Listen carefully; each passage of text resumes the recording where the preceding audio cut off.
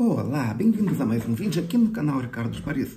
Eu sou o Ricardo e hoje temos mais uma parte do livro Dom Quixote de Miguel de Cervantes. Mas primeiro, curta o vídeo. E se for a primeira vez aqui, inscreva-se e acione o sininho para receber as notificações. Nós temos vídeo novo todos os dias às 19 horas, pelo horário de Brasília. Já curtiu? Já se inscreveu? Já acionou o sininho? Então vamos para o capítulo 40, no qual prossegue a história do cativo. Hoje vamos começar pelos sonetos que eu prometi ontem. Soneto. Almas ditosas que a moral cadeia, rompestes e pelo bem que obraste, de um solo obscuro e baixo remontastes, a sublime região de luzes cheias, que ardendo na ira de uma honrosa ideia, vossas forças na terra exercitastes, que o sangue alheio e o próprio derramastes no mar vizinho e na longínqua areia. Primeiro que o valor faltou à vida, aos braços fatigados que a vitória vos deram ao cair já de vencida. Moeda triste, mas bela, onde a história mostra quanto é justa e a vós devida. No mundo a fama e lá nos céus a glória. Desta mesma forma sei eu, disse o cativo, pois o do forte, continuou o cavaleiro, se bem me recordo, era o seguinte. Soneto. Da aridez desta terra desgraçada e dos castelos pelo chão lançados, as santas almas de 3.000 soldados subiram vivas à melhor morada.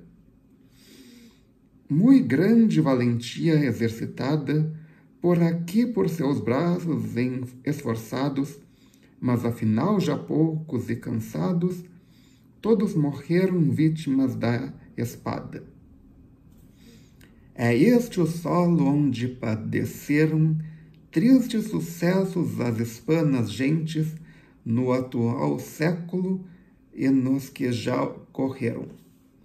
Mas jamais foram dele os céus luzentes, almas tão santas, nem jamais desceram ao seio seu uns corpos tão valentes. Não desgraçaram sonetos, e o cativo, alegrando-se muito com as novas de seu camarada, continuou assim a história de sua vida.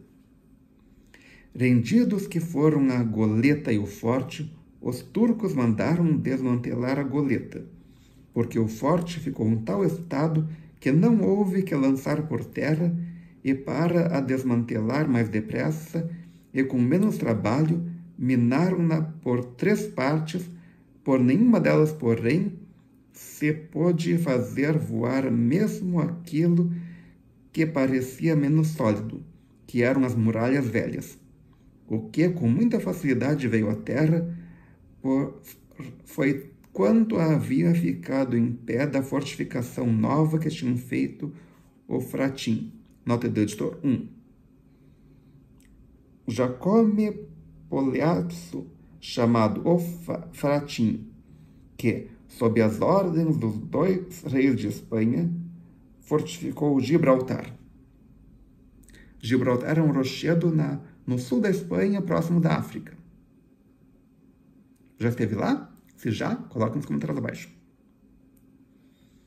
Por último, a armada voltou vencedora e triunfante para Constantinopla, e poucos meses depois morreu meu senhor o Chale, ao qual chamavam o Chale Fortax, que em língua turca quer dizer o renegado tinhoso, porque ele o era, e é costume entre os turcos porem uns aos outros os nomes tirados de algum defeito que tinham, ou de alguma virtude que possuíam. E sucede isto porque não há entre eles senão 4 apelidos de linhagem que descendem da casa otomana, e as outras, como disse, tomam nome e apelido umas vezes das imperfeições dos outros e outras das virtudes do espírito. Ora, este tinhoso vagou ao mesmo ritmo 14 anos na qualidade de escravo do grão-senhor, e tendo mais de 34 de idade, renegou e renunciou sua fé para vingar-se de um turco por lhe dar uma bofetada em ocasião em que se achava trabalhando com um remo. E foi tanto seu valor que, sem se servir dos caminhos e dos meios torpes, porque costumam subir os mais favoritos do grão turco, chegou a ser rei de Argel, e por último o general do mar, que é o terceiro cargo que há naquele senhorio.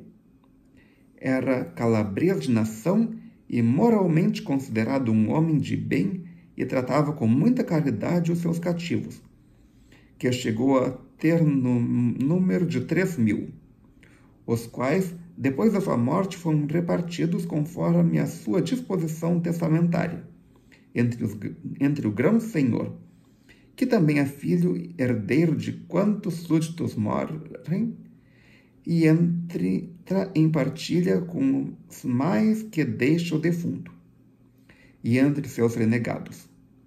Quis a minha má sorte que eu tocasse e pertencesse a um renegado veneziano, que foi o mais cruel de quantos renegados existiram, o qual, sendo grumete de uma nau, tinha ficado cativo do Uxale, mas que teve a fortuna de lhe agradar tanto que foi um dos prediletos daquele que ele mais encheu de benefícios. Chamava-se Azan Agá, e chegou a ser muito rico e rei de Argel. E com ele vim de Constantinopla, um tanto mais contente por ficar mais perto de Espanha. Não porque pensasse em escrever a alguém contando-lhe os meus infortúnios, mas por esperar que a sorte me não fosse tão adversa em Argel como havia sido em Constantinopla. Tinha formado 1000 planos para fugir, sem que nenhum pudesse levar a cabo. Em Argel, tratei de usar os meios que me pareciam os mais próprios para alcançar o que tanto desejava, porque nunca perdi as esperanças de obter a minha liberdade. A tal ponto que, quando me falhavam um plano que eu maquinara, pensara e quisera em execução sem perder o ânimo, logo descobria e me agarrava a outras esperanças que, embora débil e fraca, me mantivesse o alento. Assim ia eu, entretanto, entretendo a vida, metido em uma prisão ou casa a que os turcos chamam banho, e na qual metem os cativos cristãos, tanto os que são do rei como os que são de particulares, e os que chamam do abjube, o que equivale a dizer que são cativos do município, porque servem a cidade nas obras públicas que a municipalidade faz e nos demais trabalhos, e a estes tais cativos lhes é muito difícil alcançar a liberdade, porque, por serem de todos e por não terem senhor particular, não aparece com quem tratar o seu resgate, mesmo quando este não lhe seja proibido. A estes banhos, como dito fica, costumam alguns particulares do povo levar os seus cativos, mormente quando estes estão de resgate, porque até que este chegue, os tem ali folgados e seguros. Também os cativos do rei, sendo igualmente dos de resgate, não saem a trabalho com a chusma dos outros, a não ser quando o dito resgate se demora, porque em tal caso, para que eles dele tratem com mais afinco, os fazem trabalhar e ir à lenha com aqueles, coisa que não é pequeno trabalho. E por hoje é só. Se você gostou, clique em curtir, adicione esse vídeo aos seus favoritos, compartilhe com seus amigos e volte amanhã para mais um vídeo. O que vai acontecer depois? Vamos descobrir.